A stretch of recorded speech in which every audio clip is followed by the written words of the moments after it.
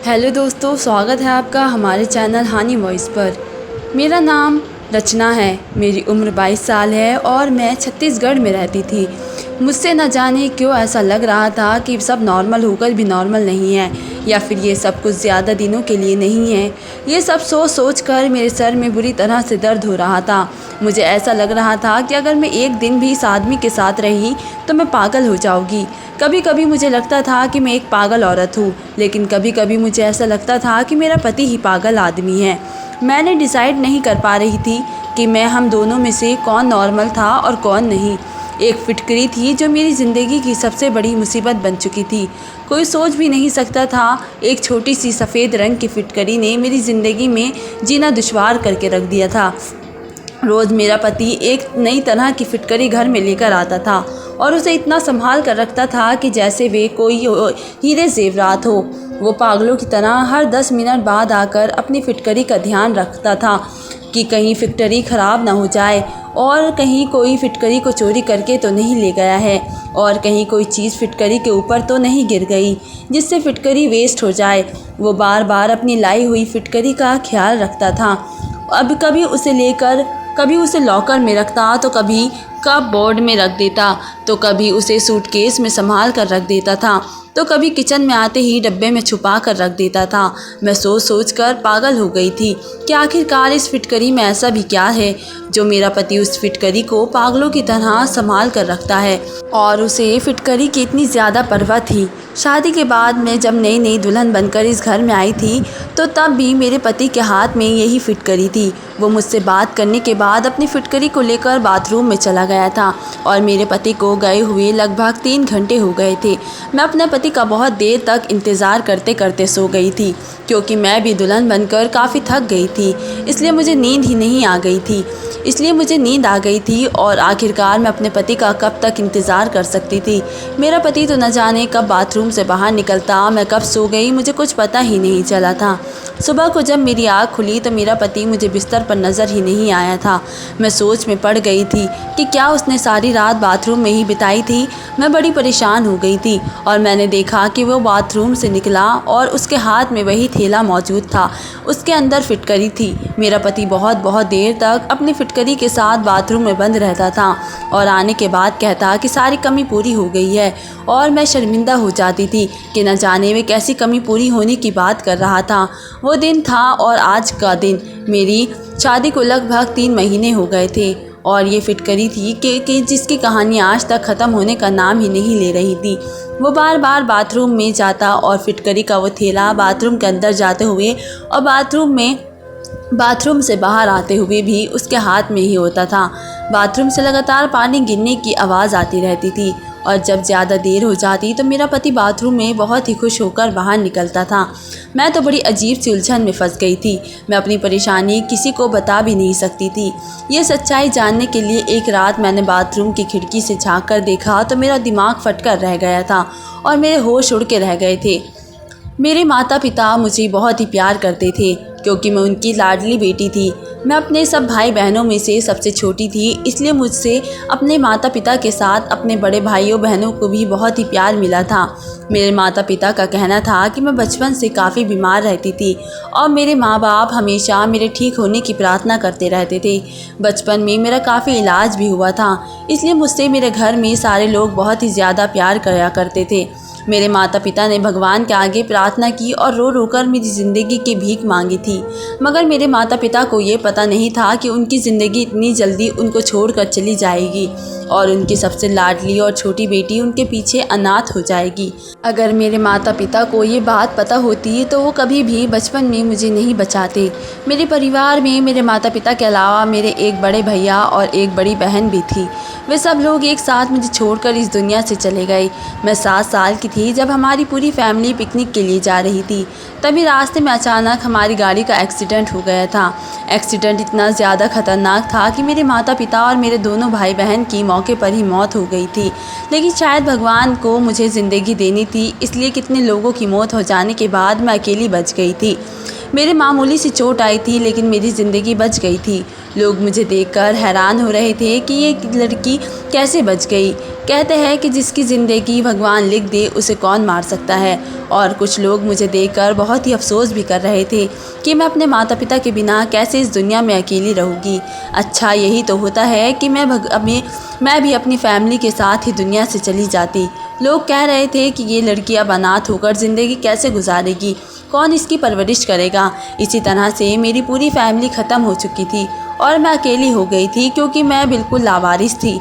मेरे पिता के सौतेले भाई ने मुझे अपने घर में जगह दे दी थी क्योंकि और कोई मुझे अपने साथ रखने के लिए तैयार ही नहीं था। और मेरी माँ के रिश्तेदार तो डर की वजह से कभी हमारे घर पर अफसोस करने के लिए भी नहीं आए थे। मैं अपने चाचा चाची के घर में रहने लगी थी और उनकी बेटियों की उतरन पहनकर उनका बचा हुआ खाना खाकर अपना गुजारा कर रही थी। वे लोग मुझे बहुत ही ताने दिया करते थे। उन लोगों के ताने सुन सुनकर ही मैं जवान हो गई थी और इसी तरह से टाइम तेज़ी से गुजरा चला गया था और मेरी शादी की उम्र हो गई थी। मेरे लिए काफ़ी सारे रिश्ते भी आने लगे थे। मुझे ऐसा लगता था मेरे लिए रिश्ते आते ही मेरी चाची परेशानी में आ जाती थी। मेरी चाची ने मुझसे जान छुड़ाने के लिए मेरी शादी एक ऐसे इंसान से कर दी थी जिसको मैं जानती तक नहीं थी। फिर भी मैंने सोचा कि चाची के घर पर मुझे सारा दिन नौकरानियों की तरह काम करना पड़ता है, इससे बेहतर यही होगा कि मैं अपने पति के घर के काम करूं और उसकी सेवा करूं। जब मैंने अपने होने वाले पति को देखा तो लड़का काफ़ी हैंडसम और स्मार्ट था, इसलिए मैं बेफिक्र हो गई थी। फिर सुना कि लड़के वालों का अपना घर है तो इस बात से भी मैं और भी ज़्यादा खुश हो गई थी। चाची ने तो अपनी जान से छुटकारा पाने के लिए मेरी शादी जल्दबाजी में कर दी थी क्योंकि मैं बहुत ही ज़्यादा खूबसूरत थी और मेरी चाची की बेटियाँ मुझसे ज़्यादा खूबसूरत नहीं थी। इसलिए चाची जलन की वजह से मुझे जल्द से जल्द विदा करना चाहती थी ताकि उनकी बेटियों के लिए आगे का रास्ता साफ हो सके। विदाई के टाइम पर चाची ने मुझसे कहा था कि अब ससुराल में ही रहना, मेरे घर आने की ज़रूरत नहीं है। मेरे पास तो इतने पैसे नहीं हैं क्या मैं तुम्हारा खर्चा उठाऊं, और जैसे भी हालात हो तुम्हें अपने ससुराल में ही रहना है और अगर अपनी ससुराल में तुम्हें कोई परेशानी लगे तो चुपचाप उसे बर्दाश्त करना। तलाकशुदा बनकर मेरे घर पर आने की कोई ज़रूरत नहीं है। चाची की इस बात ने मुझे परेशान कर दिया था। वे इस तरह की बातें न जाने मुझसे क्यों कर रही थी। अभी तो मेरी विदाई भी पूरी नहीं हुई थी और वे तलाक तक पहुंच गई थी। आखिर वह ऐसा क्यों कह रही थी? क्या लड़के में कोई खराबी थी या उसके घर वालों में कोई गड़बड़ थी?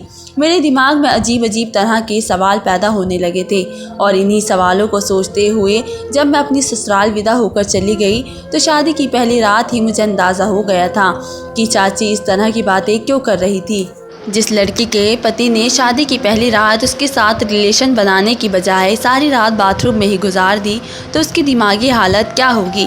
शर्म की वजह से ये सवाल मैं अपने पति से कर भी नहीं सकती थी क्योंकि मैं नई नवेली दुल्हन थी और नई नवेली दुल्हन ऐसी बात कहती कि उन्होंने ऐसा क्यों नहीं किया और सारी रात बाथरूम में क्यों रहे तो ये गलत बात हो जाती। मैंने सोचा कि मैं तो सो गई थी, हो सकता है कि वे भी आकर सो गए होंगे, शायद बहुत ही सुबह को दोबारा बाथरूम में नहाने के लिए चले गए हो। बस यही सोचकर मैंने अपने दिल को तसल्ली दे दी थी, लेकिन मेरी ये तसल्ली किसी भी काम नहीं आई थी जब रोज़ाना कमरे में मेरा पति यही अजीबोगरीब तरह की हरकतें करने लगा था। शादी को 1 महीना पूरा होते ही मेरी सास ने पोता पोती की रट लगा दी थी। मेरी सास को तो ये भी नहीं पता था कि 1 महीने में से एक भी दिन उनके बेटे ने मुझे हाथ तक नहीं लगाया था। उनका बेटा तो न जाने किन हरकतों में बिजी रहता था और मैं शर्म की वजह से ये बात किसी से कह नहीं सकती थी। 1 महीने के बाद जब मैं चाची से मिलने उनके घर पर गई तो चाची मुझे देखकर परेशान हो गई थी और एकदम से मुझसे सवाल किया कि मैं अपना घर छोड़कर तो नहीं आई हूँ। चाची के सवाल पर मैंने बड़ी हैरत से उनकी तरफ देखा। मेरी विदाई के टाइम पर भी उनका मेरे साथ यही बिहेवियर था और मैं पूरे 1 महीने बाद उनसे मिलने के लिए आई थी, तब भी वे मेरे साथ ऐसा ही अजीबोगरीब बातें कर रही थी। मैंने चाची से कहा कि नहीं, मैं तो सिर्फ आपसे मिलने के लिए यहाँ पर आई हूँ। मुझे उनकी बात से बेहद दुख पहुँचा था। मैंने अपना सारा बचपन और लड़कपन इस घर में ही गुजारा था। मुझे इस घर से बहुत ही लगाव था। क्या मेरा इतना भी हक नहीं बनता था कि मैं इस घर में अपने चाचा चाची से मिलने के लिए कभी कभी आ जाऊँ? मैं उदास होकर अपने घर को वापस आ गई थी और इधर देखा तो मेरा पति फिटकरी उठाकर बाथरूम में जा रहा था। अपने पति को तो मैं कभी दिखाई ही नहीं देती थी। मैं इस घर में अपने पति के लिए बस मामूली सी थी। वह अपनी पत्नी से ज़्यादा फिटकरी से मोहब्बत करता था। कभी कभी तो मैं सोचती थी कि मैं खामोश ही रहूं और अपने गुस्से पर कंट्रोल करूं और इसे अपनी किस्मत में लिखा हुआ समझकर अपने भाग्य के साथ समझौता कर लूं। फिर अगले ही पल मुझे याद आता कि मैं क्या खामोश रहूं और मुझे तो बल्कि चीज़ कर अपने पति का सारा सच दुनिया के सामने लाना चाहिए। मगर ऐसा तो मैं सिर्फ अपने सपनों में ही कर सकती थी। हकीकत में तो मुझे परेशान होने के अलावा और कोई दूसरा काम भी नहीं आता था। अब मैंने खुद को घर के कामों में बिज़ी रखना शुरू कर दिया था और मैं ज़्यादा से ज़्यादा अपने आप को बिज़ी रखने की कोशिश में लगी रहती थी। अब मेरा सारा ध्यान घर वालों के कपड़े धोने में, खाना बनाने में और घर की सफाई करने में ही लगा रहता था। मैं चाची के घर में भी नौकरी करती थी और अपनी ससुराल में आकर भी नौकरानियों की तरह ही ज़िंदगी गुजार रही थी। फिर मैंने सोचा कि आखिरकार मैं कब तक इस तरह की ज़िंदगी गुजारूंगी। मुझे अपने पति से बात करनी ही होगी। एक दिन मैंने बंद शब्दों में अपने पति को ये बात समझा दी कि उनकी माँ मुझसे पोता पोती की डिमांड करती है। ये बात सुनकर जैसे मेरे पति को कोई करंट सा लग गया था। उन्होंने फ़ौरन ही कहा कि अभी ऐसा कुछ भी नहीं हो सकता और ऐसा बिल्कुल मुमकिन नहीं है। इतना कहकर वे कमरे से बाहर चले गए थे। मैं तो अपना सर पकड़कर बैठ गई थी क्योंकि मुझे अपने पति पर पहले से ही शक था और अब मुझे अच्छी तरह से यकीन हो गया था कि मेरा पति नामर्द है। इसलिए वे फिटकरी का बहाना बनाकर रोज़ रात को बाथरूम में चला जाता है और फिर मेरे सोने का इंतज़ार करता है। जब मैं सो जाती हूँ तो वे बाथरूम से बाहर निकल आता है। वे ऐसे ही करता है, वरना कोई मर्द ऐसा नहीं होता जो अपनी नई नवेली दुल्हन को अकेला छोड़कर इस तरह की सारी रात खुद गायब बाथरूम में बंद नहीं रखता। मैंने सोचा मुझे अपने पति के इस राज से पर्दा हटाना ही पड़ेगा और मैं सच जानकर ही रहूँगी और यही सारा सच मैं अब सब लोगों के सामने लेकर आऊँगी। एक दिन रात के टाइम पर मैंने सोचा कि मैं सोने की एक्टिंग करती हूँ और देखती हूँ कि मेरा पति रात में क्या करता है। मैंने आज ही अपने पति से कहा था कि मुझे बहुत ही नींद आ रही है और मेरी तबीयत भी ठीक नहीं है। मेरा सर दर्द से बुरी तरह से फटा जा रहा है, इसलिए वे मुझे जगाने की कोशिश ना करें। मेरी ये बात सुनकर तो मेरे पति के चेहरे पर अजीब सी मुस्कुराहट आ गई थी, जैसे कि उन्हें इंतज़ार हो कि मैं जल्दी से ही सो जाऊं। मेरे पति ने मुझसे कहा कि ठीक है, अगर तुम्हारी तबीयत ठीक नहीं है तो तुम जल्दी से सो जाना, मैं तुम्हें बिल्कुल भी डिस्टर्ब नहीं करूँगा। उसने कमरे की लाइट बंद कर दी और कमरे से बाहर निकल गया। ये सच था कि मुझे लेटते ही नींद आ जाती थी क्योंकि मैं सारा दिन बहुत ही काम करती थी और थकान से चूर होकर जब मैं अपने बिस्तर पर सोने के लिए लेट जाती तो मुझे फ़ौरन ही नींद आ जाती थी। लेकिन मैं आज बहुत ही कोशिश कर रही थी कि मैं जागती रहूं, लेकिन मेरा नींद पर कोई भी बस नहीं था। आज मैंने सोचा कि जब मेरा पति घर पर था तो मैंने अब मुझसे कहा कि मेरी तबीयत ठीक नहीं है और मैं सोना चाहती हूँ। तो उन्होंने मुझसे कहा कि हाँ ठीक है, घर का कोई काम भी कोई और कर लेगा, तुम आराम से सो जाओ। मेरी सास को लगा कि मैं प्रेग्नेंट हूँ और मेरी तबीयत ठीक नहीं है, इसलिए मैं आराम कर रही हूँ और मेरी सास ने भी मुझे किसी काम के लिए नहीं कहा था, वरना मुझे तो आराम करने का मौका ही नहीं मिलता था। मैंने नींद दिन में ही पूरी कर ली थी। मैं जी भर के सोई थी ताकि मैं रात को देर तक जाग सकूं। मैं लगभग 1 घंटे तक अपने पति का इंतज़ार करती रही थी। 1 घंटे बाद जब मेरे पति कमरे में आए तो मैं ऐसी हो गई जैसे मैं गहरी नींद में सो रही हूँ। मैंने देखा कि वे फिटकरी वाला थैला लेकर बाथरूम में चले गए थे। जब उन्होंने बाथरूम का दरवाज़ा बंद किया तो मैं फ़ौरन ही उठ गई थी। मुझे डर नहीं था कि वे बाहर आएंगे, क्योंकि मुझे पता था कि अब वे काफ़ी देर तक बाहर आने वाले नहीं हैं। मैं घर के बैक साइड वाले हिस्से की तरफ जाने लगी थी और चारों तरफ चोरों की तरह धीरे धीरे खड़ी हुई थी, जहाँ पर बाथरूम की खिड़की भी थी। लेकिन बाथरूम की खिड़की बहुत ही ऊंचाई पर थी और उस खिड़की से अंदर तक नहीं देख सकती थी, क्योंकि खिड़की की ऊंचाई के हिसाब से मेरा कद बहुत ही छोटा रह गया था। लेकिन मैं जल्दी से जाकर एक चेयर लेकर आई और मैंने वे चेयर रखी और उस पर खड़ी हो गई। उस टाइम रात के 2 बज रहे थे और घर के सारे लोग सो चुके थे। किसी की भी मुझ पर नज़र नहीं पड़ सकती थी, मगर मुझे फिर भी बहुत ही डर लग रहा था और डर की वजह से मेरा शरीर काँप रहा था। मैं वे चेयर उठाकर खिड़की के करीब आई और चेयर पर चढ़कर खिड़की के अंदर देखने लगी कि आखिर मेरा पति इतनी देर रात बाथरूम में करता क्या है। अपने पैर काँपते की वजह से मुझे ऐसा लग रहा था कि मैं ठीक से खड़ी नहीं हो पा रही हूँ, ऐसा ना हो कि मैं गिर जाऊँ। मैंने अपने अंदर हिम्मत पैदा की और चेयर के ऊपर खड़ी हो गई। लेकिन जैसे ही मैंने बाथरूम की खिड़की से अंदर झाँका तो मेरे सामने का नज़ारा देखकर मेरी आंखें सामने के अंधेरे छाने लगे थे। मैं चेयर से गिरते गिरते बच गई थी कि मेरा पति कैसा काम कर रहा था। फिटकरी के साथ। आखिर ये सब कुछ क्या हो रहा था? मेरे पति को दिमाग तो ठीक था। मैंने बड़ी मुश्किल से खुद को संभाला था और वापस अपने कमरे में चली आई थी। कमरे में आते ही मेरी आंखों में आंसू आ गए थे और मैं फूट फूट कर रोने लगी थी। मुझे अपनी किस्मत पर रोना आ रहा था क्योंकि आज मेरे पति की असलियत खुलकर मेरी आंखों के सामने आ गई थी। आज तक मेरा पति मेरे करीब क्यों नहीं आया था, अब मुझे ये बात अच्छी तरह से समझ आ गई थी। तो वे तो वजह थी कि जिसकी वजह से मेरा पति मुझसे दूर रहता था। अब मुझे यकीन हो गया था कि मेरी चाची मेरे पति की असलियत को अच्छी तरह से जानती थी, इसलिए वे मुझसे इस तरह की बातें किया करती थी। उन्हें न जानबूझकर इस नर्क में मुझे धकेला था, वरना मेरे लिए रिश्तों की कोई कमी नहीं थी। मैं बहुत ही खूबसूरत थी, जिसकी वजह से लोग मुझे देखते ही पसंद कर लिया करते थे और चाची को सिर्फ इसी बात का डर था कि कहीं मुझे उनकी बेटियों से ज़्यादा अच्छा रिश्ता ना मिल जाए, इसलिए उन्होंने मेरी शादी उस आदमी के साथ करवा दी। मैंने सोच लिया था कि मैं कभी भी अपनी चाची को माफ़ नहीं करूँगी, क्योंकि उनके मरने के बाद तो भगवान के सामने जवाब देना ही पड़ेगा। और मैं ये भी जान गई थी कि मेरी सास और मेरे ससुराल के सारे लोग मेरे पति की इस हरकत के बारे में नहीं जानते थे, क्योंकि मेरी ससुराल के सारे लोग अपनी अपनी लाइफ में काफ़ी बिजी थे। किसी को भी इतनी फुर्सत नहीं थी कि वो किसी की ज़िंदगी में झांक कर देखे कि वो क्या कर रहा है और किस लिए कर रहा है। सिर्फ यही वजह थी जो मेरे पति पर आज तक किसी ने नज़र नहीं रखी थी। बस शादी करवाना अपना कर्तव्य समझा था और ऐसे इंसान से मेरी शादी करवा के मेरी ज़िंदगी बर्बाद कर दी थी। ज़्यादातर पेरेंट्स को ऐसा लगता है कि वे अपनी औलाद की शादी करवाने के बाद अपनी सारी जिम्मेदारियों से फ्री हो जाते हैं, बस हर हाल में शादी कर देते हैं, ये बात जाने बिना कि उनका बेटा शादी करने लायक है भी या नहीं। बस किसी भी लड़की के पल्ले अपने लड़के को बांधकर उस मासूम लड़की की ज़िंदगी बर्बाद कर देते हैं और लड़का अपनी बदनामी होने की वजह से किसी को बताता नहीं है कि मुझे क्या परेशानी है। मैं नामर्द हूँ और मैं शादी करने के काबिल नहीं हूँ। इसी वजह से मुझे जैसी लावारिस और मासूम लड़के दर दर की ठोकरें खाकर ऐसा आदमियों की किस्मत में आ जाती है और सारी ज़िंदगी अपने मुंह बंद करके रख ज़िंदगी गुजारती रहती है। और मैं उस टाइप की लड़की नहीं थी। मैं चुप रहने वालों में से बिल्कुल भी नहीं थी।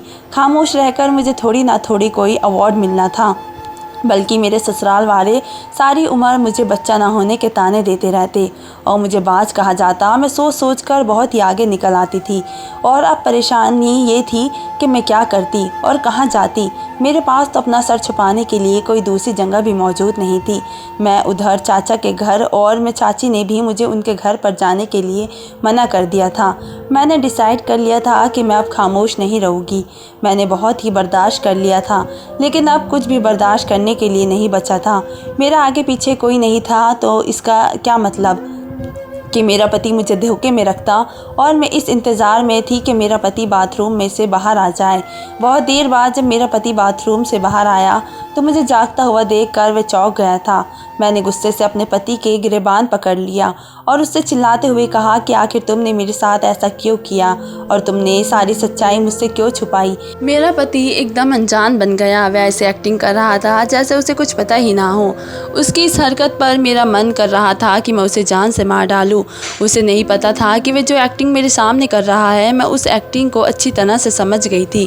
वह मेरे सामने मासूम बनने की कोशिश कर रहा था, लेकिन मासूम था नहीं, बल्कि वे तो एक बहुत ही चालाक आदमी था और चालाकी से ही मेरे साथ रह रहा था। मुझे बिल्कुल समझ ही नहीं आ रहा था कि आखिर कोई तो वजह होगी जिसकी वजह से वे अभी तक मेरे करीब नहीं आया था और शायद यही वजह थी कि वो नामर्द है। लेकिन मेरा पति मुझे ये बताने के बहुत ही डर रहा था कि उसकी इंसल्ट होती और लोग उसकी मजाक बनाते, इसलिए उसने शादी करके अपना सारा इल्ज़ाम अपनी पत्नी पर डालने के बारे में सोचा होगा। मेरे दिमाग में बार बार अजीब अजीब तरह के ख्याल आ रहे थे। अब मेरी शादी को 3 महीने हो गए थे और पिछले 3 महीने से लगातार मैं डिप्रेशन का शिकार हो रही थी। आज जब मैं अपने पति का गिरेबान पकड़कर उससे सवाल कर रही थी तो वह हैरत से मुझे देख रहा था, जैसे कि उसे यकीन नहीं आ रहा था कि मैंने उसका झूठ पकड़ लिया है। वह हक्का बक्का होकर मुझे मुझे देखे जा रहा था।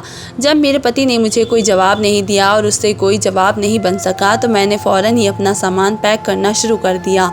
मैंने अपने पति से कहा कि मैं तुम्हें शर्म आनी चाहिए, तुम्हें इस तरह के घटिया काम करते हुए। मैं तुम्हें जैसे नामर्द आदमी के साथ नहीं रहना चाहती और यही वजह है कि तुम इस घटिया फिटकरी को अपनी जान से भी ज़्यादा संभाल कर रखते हो। मेरे पति ने जब ही हैरानी से खड़े होकर मेरी सारी बातें खामोशी से सुन रहा था, मगर ऐसा लग रहा था जैसे वे मेरी बातों को समझ नहीं पा रहा था और वे काफ़ी सैड लग रहा था कि मैं उसकी सारी बातों को जान चुकी हूँ। मैं अपने पति को हैरान और परेशान देखकर अपना सामान पैक करके दरवाजे की तरफ जाने लगी थी और घर से बाहर निकल गई थी। सारे घर वाले सो रहे थे। अभी मैं घर के मेन गेट तक नहीं पहुँची थी कि मेरा पति भागता हुआ मेरे पीछे आया और ज़बरदस्ती मेरा हाथ पकड़कर मुझे अंदर घसीटता हुआ मेरे कमरे में ले चला गया। मैंने शोर मचाने की कोशिश की तो उसने अपने हाथ पर मेरे मुंह पर हाथ रख लिया, जिससे मेरी आवाज़ निकलनी बंद हो गई थी और हल्की हल्की आवाज़ में मुझे खामोश रहने के लिए कहता रहा। वो मुझे कमरे में लेकर आ गया और बेड पर बैठने के बाद उसने कमरे के दरवाजे को बंद कर दिया। मुझे अपने पति पर बहुत ही गुस्सा आ रहा था। मैं एकदम दरवाजे की तरफ जा रही थी, मगर उसने फिर मुझे पकड़कर बेड पर पटक दिया और कहने लगा, ये क्या तमाशा लगा रखा है तुमने? मेरी बात एक बार में समझ नहीं आती? मैं तुमसे कहा है कि खामोश रहो, बस एक बार तसल्ली से बैठकर मेरी बात सुन लो। और मुझे तुम इस टाइम रात के इतने अंधेरे में कहाँ पर जाओगी? क्या तुम लोगों को हमारे बारे में बताने का मौका देना चाहती हो? अपने पति की कही हुई बात पर मैं और भी ज़्यादा गुस्सा करने लगी। मैंने कहा कि तुम्हें क्या लगता है कि तुम लोगों से सच छुपा कर रखोगे तो सच ज़्यादा दिन तक छुप कर नहीं रह सकता और दुनिया वालों के सामने आ ही जाएगा कि तुम शादी के लायक नहीं हो और तुम एक नामर्द हो।